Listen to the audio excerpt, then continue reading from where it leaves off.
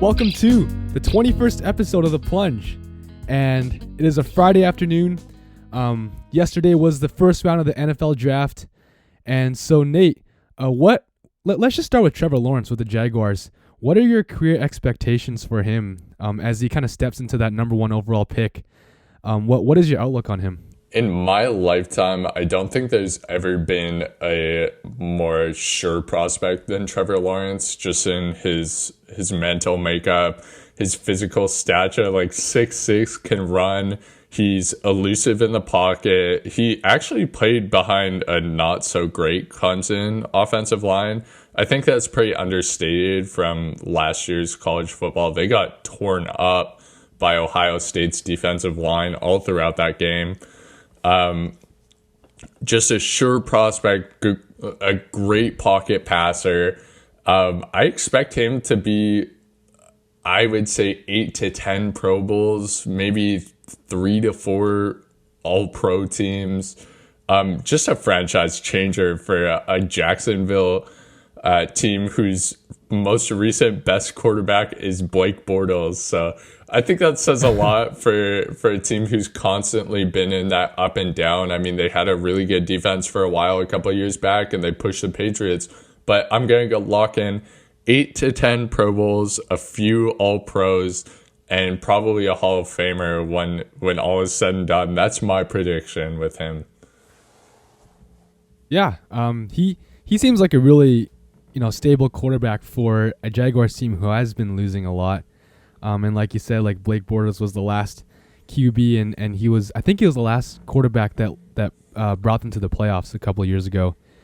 So moving on to the other parts of the draft, and there are a bunch of QBs as expected drafted early because they all had a really good outlook for their careers. So out of the QBs besides Lawrence, which one stands out to you the most, or do you think is most successful? I think it would be easy to go with the Patriots picking Mac Jones, just because Mac Jones, the career arc for him, best case scenario, is always compared to Tom Brady throughout this pre-draft process.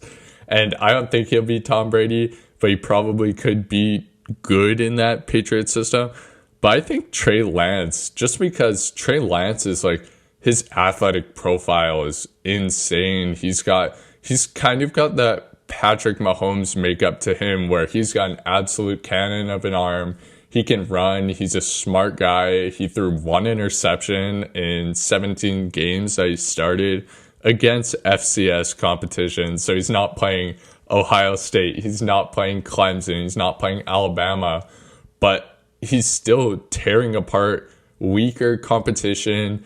A really good guy. Some really good things came out of his draft interviews from what I've heard. And I just see him as being a real successful project for a 49ers team who's not necessarily in a huge rush to get him starting.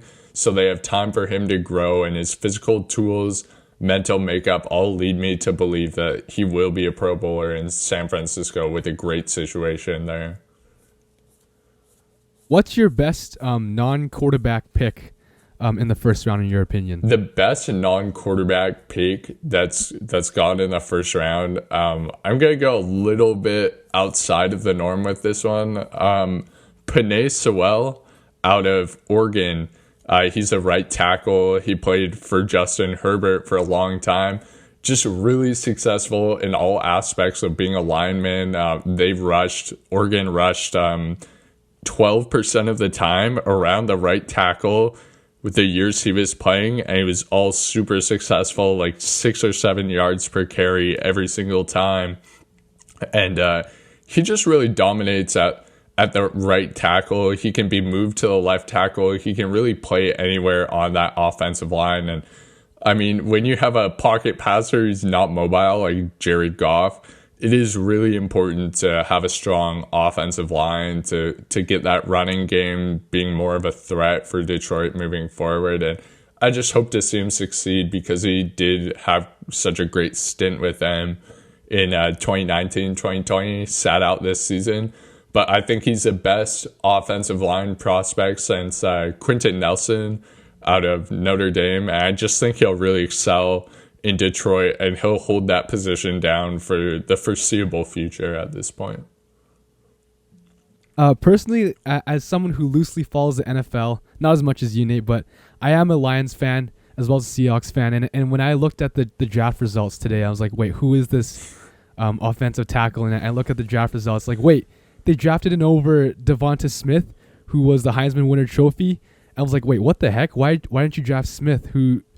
Just because you lost Kenny Golladay this offseason to the Giants, like, wait, couldn't you just get Smith? But after what you said about Penei Sewell, I was like, okay, that makes sense. You get yourself a solid offensive tackle for the Lions. But yeah, I think what you have to kind of look at when you're building an NFL team is, it's never a glamorous pick. Like, picking an offensive lineman, no one cares. No one's going to buy the jersey of an offensive lineman unless you're like Joe Thomas in Cleveland, where they had nothing to cheer about for 10 years, except the fact that you started every single down for 10-year stretch. It's never the fancy pick. It's never the pick that pleases the fans. But if you look at successful teams in the past, it is the pick that helps teams win. So that's why I kind of see it as like, yeah, sure, Detroit, the fan base has pretty much nothing to cheer for right now. But they are doing it the right way, and they're building with the right pieces. So I think it's a step, maybe not what the fans wanted. Like you said, Devonta Smith was available there. But I think it's a really good pick. That makes me feel a lot better. But I guess one side note is just, if your best player of the last 10 years was an offensive lineman for the Browns, that really says something bad for the team, but also says something really good for Joe Thomas. Like, of course, he's one of the best offensive linemen to ever play in the NFL. So yeah, very, very interesting to note. But staying with the NFL, Aaron Rodgers, recent news that he's contemplating retirement after reportedly wanting out with the Packers.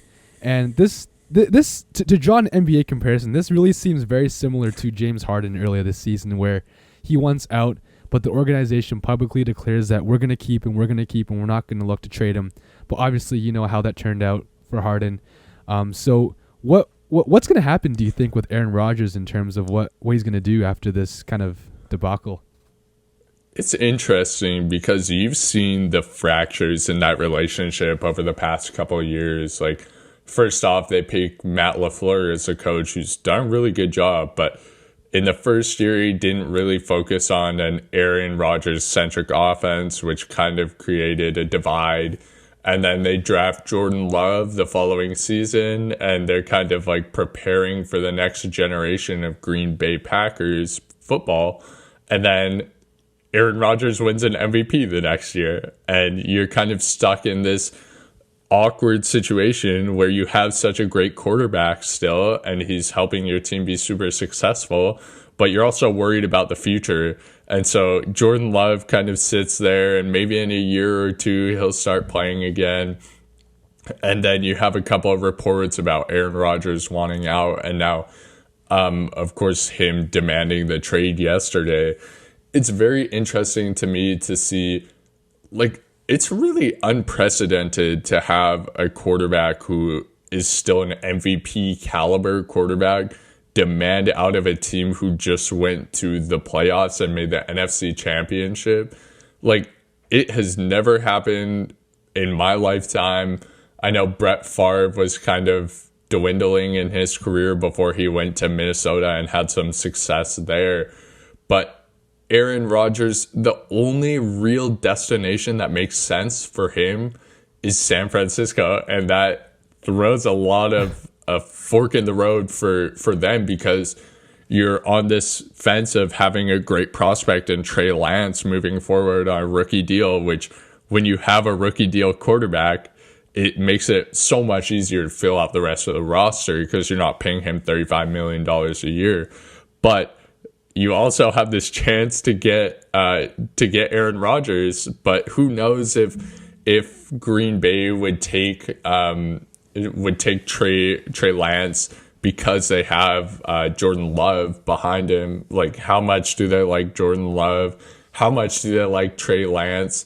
what else can San Francisco offer? It's really the only feasible destination I see. Aaron Rodgers is a North Cal native. I don't see him going anywhere else other than San Francisco. And I don't know if it gets done at this point. So Aaron Rodgers might be eating his words about retirement, because there is no way he's retiring from football. It's a pretty empty threat, in my opinion. And there are a lot of teams who'd want to be a suitor, but there aren't many feasible suitors on the market right now who are both Super Bowl contenders and have the assets to trade for MVP the previous season. Yeah, for sure. And I guess the whole drama in Green Bay has just been a slow boil over the past year, ever since they drafted Jordan Love. And I guess it is weird for him to come out like that and say he wants to retire. And it kind of looks bad when the only reason that you could say he wants to retire is because he wants to go and host Jeopardy. But like he's probably looking forward to that more than playing in the NFL at this point. But I don't know. Who am I to say that? Okay. Let's go through some quick hitters. Let's just start with the MLB. Just get this one out of the way. I don't know if you listeners are really into baseball, but if you were to watch a team, it would be the Blue Jays. Not because they're from Canada, but they also have Vladimir Guerrero Jr., the top prospect in the MLB a couple of years ago, and he's finally rounded into form this season after having kind of an average season last year. He's currently batting .346, which is pretty good. And recently he hit 3 home runs in one game.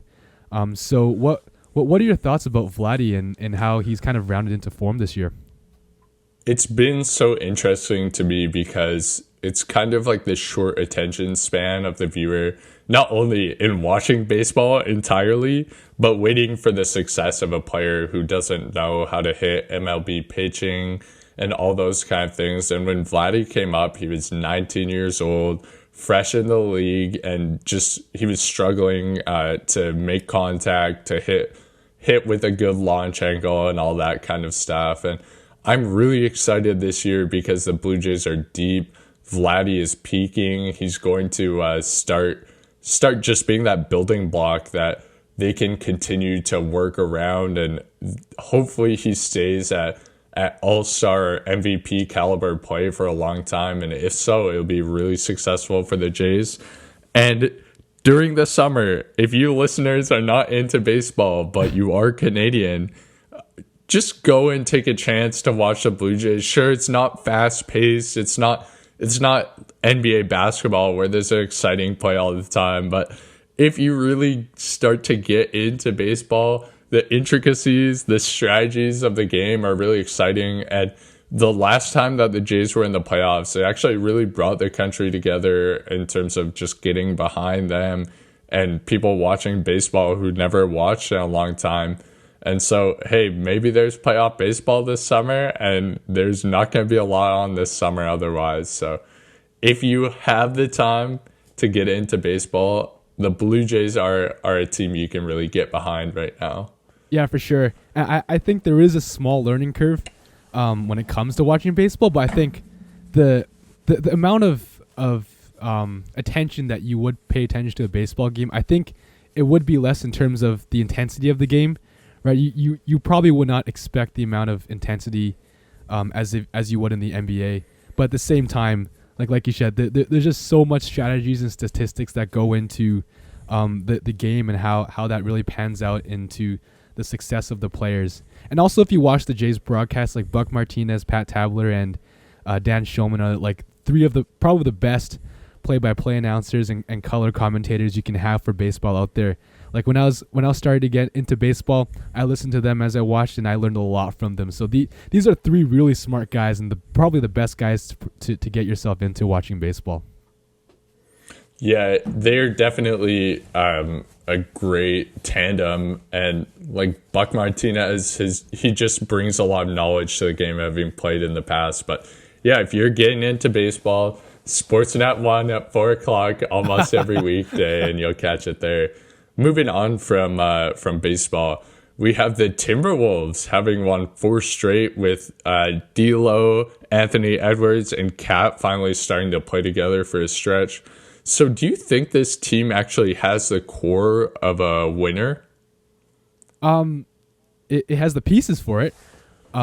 As your franchise player in Karl Anthony Towns, I think the Wolves were trying to do everything to kind of make him happy. And that started with bringing in D'Angelo Russell, but now you could see like right now he's not even starting. But I don't really think people should look into that too much just because he came off an injury. You really want to see what the young guys have, and you kind of already know the reputation of Russell, but you kind of want to see what other players such as Jared Vanderbilt, Josh Okogie, Jaden McDaniels, or even Jake Layman, Jalen Noel actually as well, to see what these guys actually have in terms of their potential and who to play next season. Because I think this has to be really a huge step forward for the Timberwolves for next season, just because Towns is going to enter his prime soon. You finally have a solid coach in Chris Finch. And yeah, this team looks really good to me right now, but I don't know. It's tough to tell, but this young core of a team is starting to take shape. Anthony Edwards is probably really athletic, and he probably will make a really big leap next year. But with the small pieces of a core they have, who knows what they're going to do in the offseason, but there really is a good chance that they will do well soon. Yeah, I gotta say, I really like Anthony Edwards. Like, what he brings to the table, he's very irrationally confident. You watch his interviews, he's talking about, oh, throw me on a baseball diamond and I'll be throwing 100 miles per hour. You think you can throw 100? No way. Or like talking about like, oh, if you put me on a skating rink, I'd be the best hockey player in 2 months' time.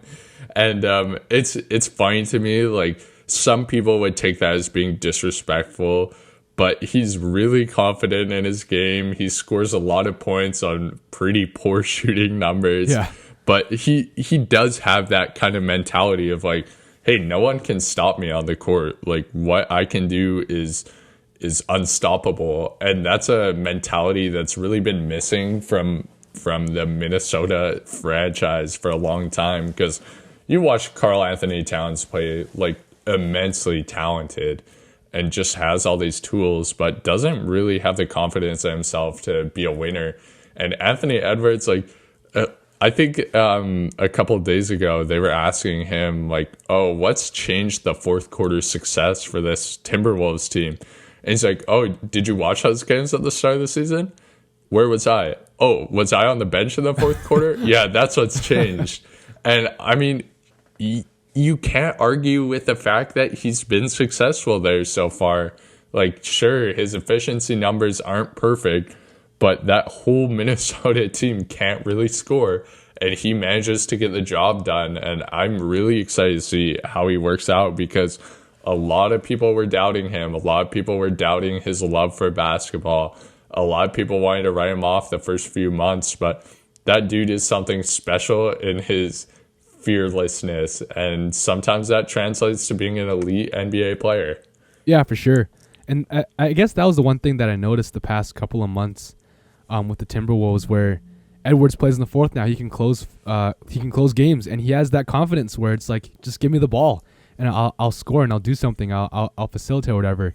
And with D'Lo coming back healthy next year, I think that really sets the stage for Edwards, where you have kind of that guard tandem where you have that one athletic guard who can score on all three levels, and as well as Russell, who's just a playmaking guard who can shoot, he can create a shot.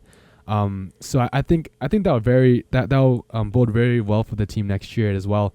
And they got a lot of athletic wings and guards too, and they're all really young too. So it'll be very interesting to see how they turn out next year. So moving on to our last topic of our quick hitters, the Boston Celtics. They fell to the Thunder. They fell specifically to the hands of Pokusevski, the 19-year-old skinny kid wonder of the Thunder.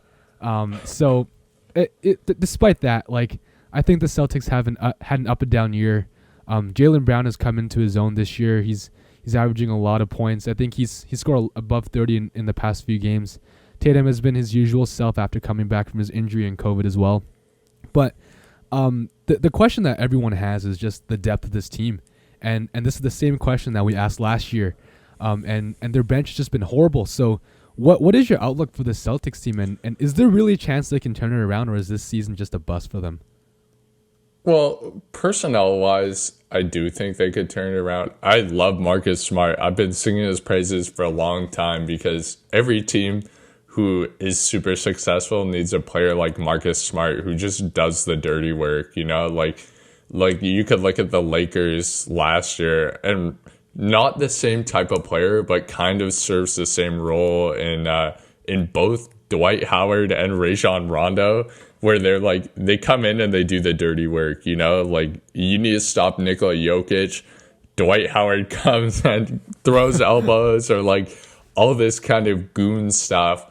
And Marcus Smart isn't a goon. He's a really good defensive player, but he is he's very tough to play against in the sense that he pushes the no hand checking rule to the extreme sometimes. He's just a very physical defender for his size, but I'm curious to hear, what do you think, like if you look at this Celtics team, who's the problem this year? Man, they have a lot of problems, but I think I want to say, if you say, had to pinpoint one player, who would be the problem? I want to say Kemba Walker, but he has been doing well recently. I do want to say Fournier as well, just because I think he's a bust after this trade deadline. But yeah, I think those are probably the two players.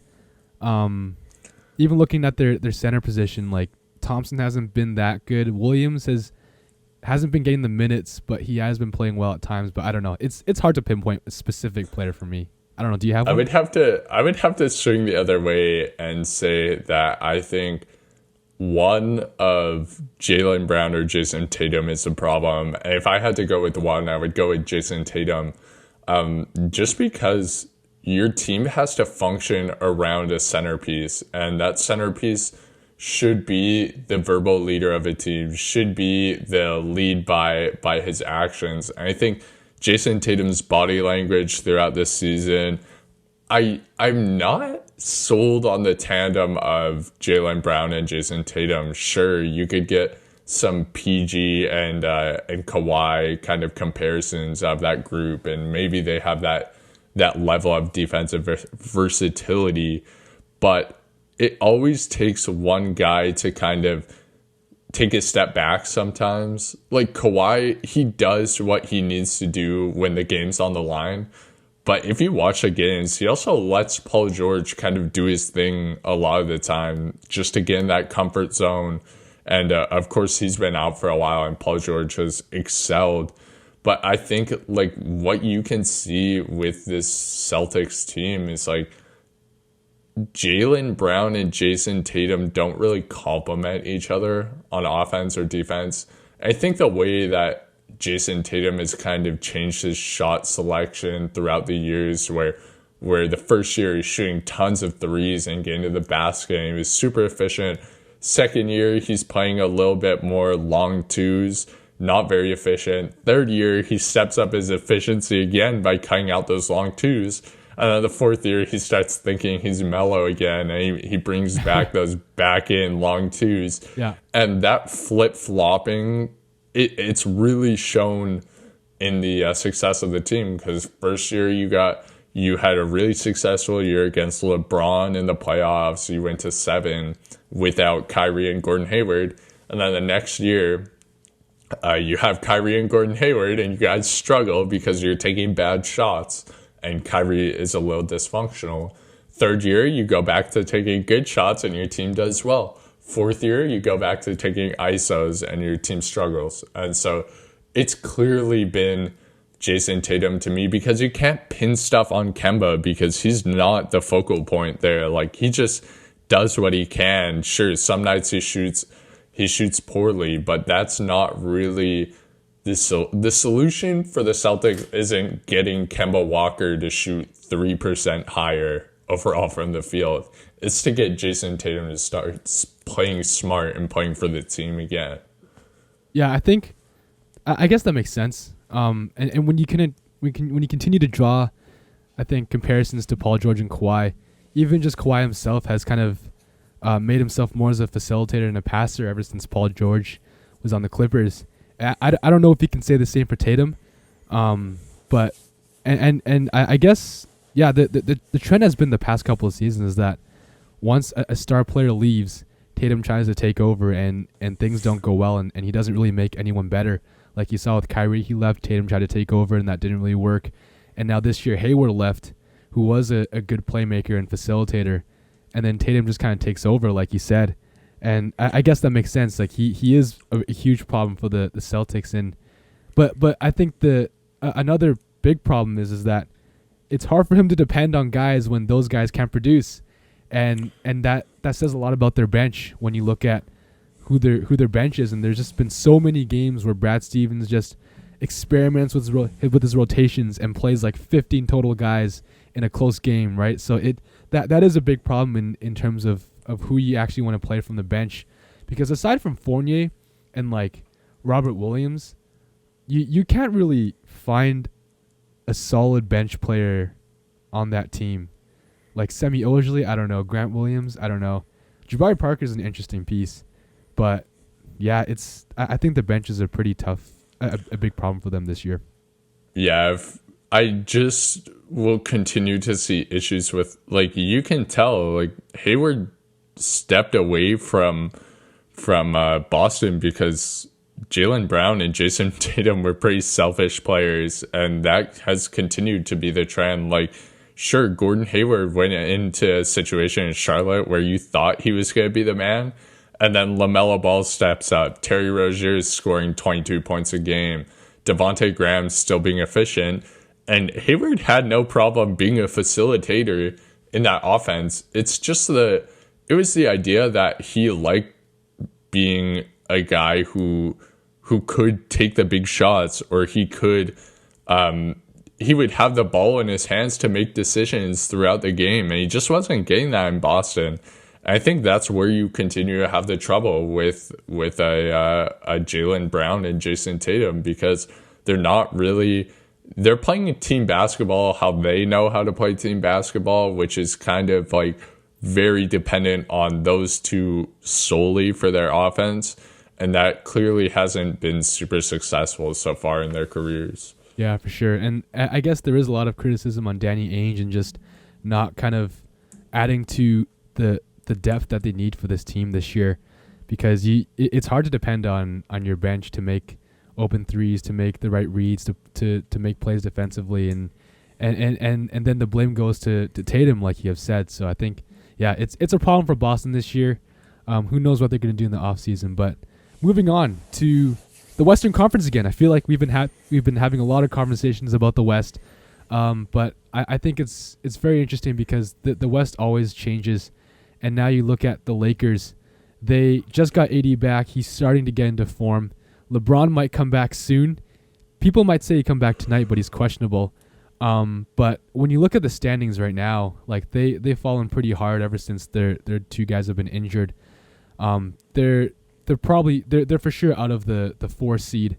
But they're sitting at the 5th seed, 1 game ahead of Dallas, 2 games ahead of Portland. And it's very interesting because you have to monitor the health of LeBron and AD, but at the same time, you have to get these guys playing to develop the chemistry with Andre Drummond.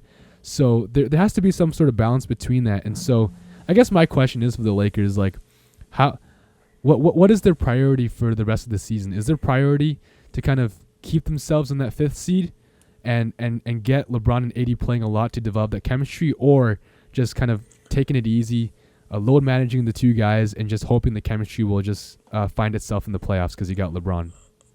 I'm going to keep this one pretty quick just because I think we've covered the Lakers pretty well before, with Drummond and AD coming back. Absolutely, they need to stay out of that 6th seed. Like, whatever you do, stay out of that 6th seed, because LeBron does not want to be rehabbing from injury, coming back from injury, not being in rhythm, and having to deal with Paul George and Kawhi every single night. Like, that is something that absolutely can't happen for the success of this team. Fourth seed right now is Denver, and sure, they've been winning regular season games, but they're not really a threat without Jamal Murray. So stay out of that sixth seed is the Lakers' number one priority without question. For sure. Okay. Let's move on to the Suns. They play the Jazz tonight, Friday night, and this could have some big implications just because they're one game behind the Jazz. But the 1 and TC don't matter too much. I mean, as a Blazers fan, I would want to say that it kind of matters because the difference between the Blazers and the Grizzlies is a huge margin just because the Blazers just destroyed the Grizzlies the other game. But what is your outlook for the Suns team? Because I know that for a fact that they're not going to be knocked out of the playoffs this season. They're either gonna they're gonna play games that go up to 6 or 7 games any round, whoever team they play with. Yeah, I don't see them really having an easy first round either. Like, sure, if they get number one and they play the Grizzlies, yeah, the Grizzlies kind of are not that good. Like, but you do have to expect that with the playing game, hey, maybe the Warriors sneak in there and steal 1 or 2 on Steph's explosion games. And that's a very real possibility for the Suns.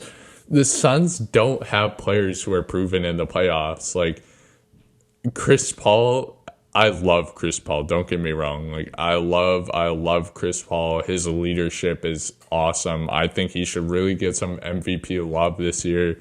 And he's just been so good the past couple of years with OKC and Phoenix. But that doesn't mean he's had postseason success. Last year, he was all right in the playoffs. He played pretty well against the Rockets. Maybe not their most important piece in that series with Dort guarding Harden. But he played well enough in the playoffs. Maybe they were going to beat the Golden State Warriors when he was in Houston and he strained his hamstring. And he is such a great leader. But as much as I can trust Chris Paul to probably be the same as he is right now, can I trust DeAndre Ayton, who's been soft all year and really hasn't been that great? Can I trust Mikal Bridges, who's been really good all year, 3-and-D, will he continue to make those threes as high clip in the playoffs? Can I trust Devin Booker, who everyone wants to crown as the next Kobe, and yet he's never done anything but lead his team to losing seasons? And this year, I would say he has not been the leader of this team at all. Like, that would go to Chris Paul for sure. So can a guy who has led his team to losing seasons for the past 4 or 5 years before Chris Paul came there be a good playoff player? Can Cam Johnson step up? Can all these guys step up? I don't know. And that is where I am a little lost with this team because beyond Chris Paul, they're pretty much all unknowns in the playoffs. And that's where I look at this and I say, yeah, sure, the Jazz, either the 1 or the 2 seed Jazz, they kill the first team in the playoffs just because Donovan Mitchell knows what it's like to be in the playoffs. Mike Conley knows what it's like to be in the playoffs. Rudy Gobert is Rudy Gobert all the time because he has no real change in his game from game to game. Like, he doesn't shoot 30% on dunks one game randomly. So from that perspective, you know what you're getting with the Jazz, you don't know what you're getting with the Suns, and that's where, hey, maybe getting that 1 seed and playing Memphis would be important for them, but it's a lot of unknowns with the Suns at this point, and I'm not really confident in their ability to succeed in the playoffs. Yeah, and I think the one thing that you could look out for is that if they try to get the 1 seed, that means they're in the Lakers bracket, assuming the LA finishes in 5th place, and assuming that they beat the Nuggets. So I think that'll be very interesting to think about. It's like, would you rather play the Lakers in the second round, or would you take your bets on playing the Clippers or Mavericks in the second round? I don't know how much that plays into it. But I guess going back to the Suns, it's like people say just like Chris Paul kind of maxes out in the regular season, and you can clearly see that he hasn't had that much postseason success despite him making the postseason pretty frequently. But yeah, like you said, I think Devin Booker could step up this playoffs. He has the experience from of just having the ball in his hands most of the time this year, even though Chris Paul has kind of taken over at times. I think having just the burden of scoring or closing games, having that burden lifted off a little bit and having it evenly spread on Paul as well, I think that'll help him a little bit as he kind of navigates his way through the playoffs. But I think Devin Booker will be a very interesting player. But yeah, like you said, it really depends on the role players of the Suns team and can they really just produce. And Jay Crowder is an interesting piece too, because last year in the finals, he played so bad for the Heat against the Lakers. He couldn't make any 3-pointer, like open or contested, like whatever. He couldn't make anything. So it'll be very interesting to see how the Suns play this playoffs. Yeah, it definitely gives me a bit of those Milwaukee vibes where, sure, you don't have a player as dominant as Giannis, but you're counting on a lot of contribution from players who haven't been there. And I don't know, like Chris Paul has been awesome this year. Don't change your mind on this. Like, he has continued to almost improve at the age of 35. Like 2 years ago, Houston was having to package so much just to get rid of his contract. And now look, like he's probably one of the most, he got traded to OKC with 2 first rounders, and then they sent him out for 3 first rounders after trading Oubre to the Warriors. I love what he's done, but it's very unproven. I don't think, like, people always want to compare Donovan Mitchell and Devin Booker. I don't see Devin Booker being on Donovan Mitchell's level, especially like being such an unknown in the playoffs, where Donovan Mitchell's been in the playoffs every year of his career. And last year he was I think he went for 53 times in the first round. Like, that is a team I trust. Phoenix is a team that I don't know if I can. What is your prediction for the Suns this season? First round, second round, finals, Western Conference finals? My prediction is if they play first round, if they play the Grizzlies or whoever is there, they win in. If it's the Grizzlies, they win in 5. If it's the Warriors, they win in 6. So they win the first round in 5 or 6. And then if they play the Trailblazers in the first round, I still give them 6.